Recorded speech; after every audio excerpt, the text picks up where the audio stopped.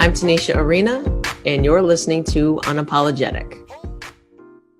Here we are, days after the election, and Biden won, and Biden won, and Biden won. And we're in this interesting state of flux in our country with having to really question and wonder about our neighbors, not just when you're somebody that looks like me, but if you're a white person. And I was having a conversation earlier, with somebody near and dear to me. And I said, oh, isn't it going to be something if white people now have to say and understand all skin folk ain't kinfolk? Because in the Black and brown community, we understand what that means, that there are people that look like us, that don't identify with their Blackness, that are very much anti-Black, that will uphold white supremacy and all of its musings, because yes, you can be a Black or brown person and do that. And what it means to the rest of us is that although that person looks like us, they're really not about us.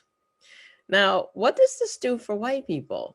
Because you also have to look at your neighbors and friends and family and whoever and decide, are they for my Black friends? Are they progressive? Are they woke? Like, what are their values? Because we're not talking about politics, right? It's like, yeah, I think there should be a rotary over there. No, I think that should be a four-way intersection. That's a political conversation, not do Black lives really matter? Should we address systemic and institutional racism and police brutality? Those are about values, morals, and character. So now when all the white people get together at the water cooler, they have to look at one another and wonder, all skin folk ain't kinfolk. So this is where we are. And I bring this up to make light of a heavy subject, but to also make room for a different kind of dialogue, because I feel like these are things that white people as a group have never had to consider. Being a monolith or being thought of as we all think and feel the same things, which now we know is not true.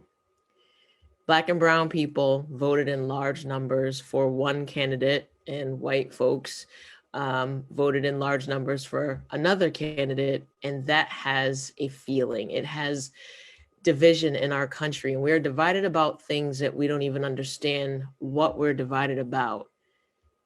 How do we have these conversations? How do we bridge this gap? Can we bridge this gap?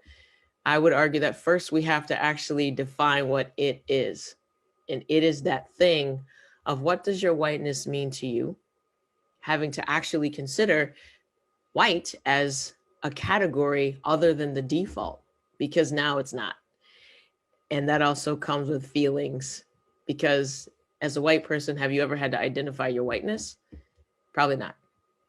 And there's that white privilege. So again, for somebody that looks like me in this body and understanding all skin folk ain't kinfolk, now there's another group that has to consider what that means and figure out how to have conversations across that difference, and then have more conversations across difference in the bigger picture in our communities. And then maybe we can talk about, how do we move forward with healing for all of us?